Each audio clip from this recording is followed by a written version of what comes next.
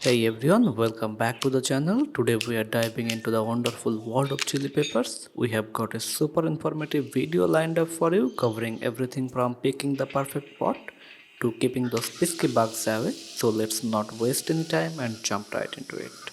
Choosing pot for chili plant. Picture this, your chili plant needs space to spread its roots and grow comfortably. If the pot is too small, it's like trying to cram your feet into shoes that are a size too small, uncomfortable and cramped. On the flip side, if the pot is too big, it's like wearing clown shoes, way too much room and not enough support.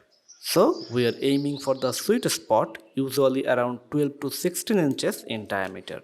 This gives your chili plant enough room to stretch out its roots and thrive.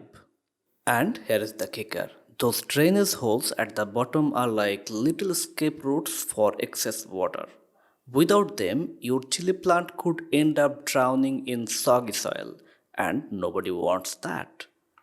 So remember, when it comes to pots for your chili plants, not too big, not too small, but just right.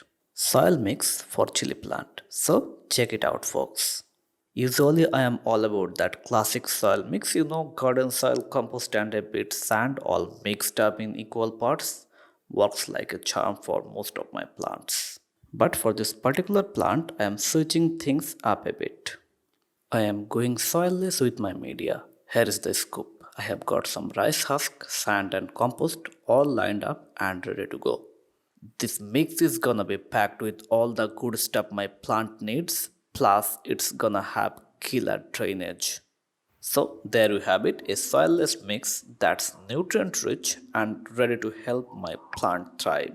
Planting a chili plant. Alright folks, listen up. When you are dealing with those poly bags, you gotta handle them with care. So grab your scissors and cut that poly bag open nice and easy. You may use blade as well.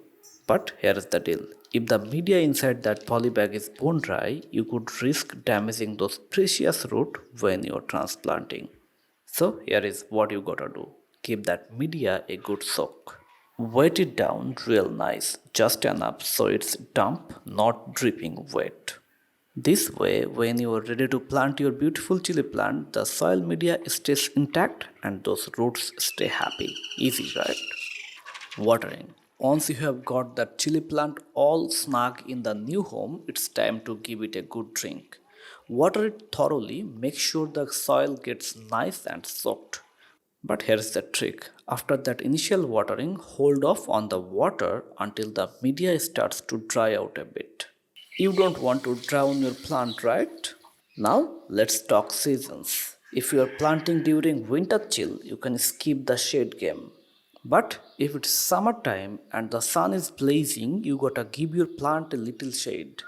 Keep it in the shade for about a week after planting just to let it settle in. Then, once it's settled, you can move it into the glorious direct sunlight. Choosing the perfect location for a chili plant. Chili plants are total sun worshipper, no doubt about that. They thrive on the sunlight like nobody's business. But here is the thing, they can't handle that harsh, scorching sun all day long. It's like getting too much of a good thing. So, while they love soaking up those rays, too much intense sunlight can actually do more harm than good. It can straight up burn or dry out your poor chili plant faster than you can imagine. So, keep an eye on that sun exposure, give your plant some shade during the hottest part of the day, and watch it flourish without getting fried. Curly leaves. So, let's talk about those curly leaves on your chili plants. It's a pretty common issue. They can curl up for a bunch of reasons. Maybe they are not getting enough sunlight, or bugs are bugging them, or you might be watering them too much, or the soil is holding on to too much water. So, first thing first, give your plants a good once over to check for any little creatures and get rid of them if you find any. And about watering, you don't want to do it every single day. Just wait until the soil starts to dry out a bit before you water them again, okay? Also, make sure they are getting decent amount of sunlight, like 5 to 6 hours a day, but not scorching intense sunlight. Oh, and here is a little tip. If there is a big difference between daytime and nighttime temperature, that could be messing with your leaves too.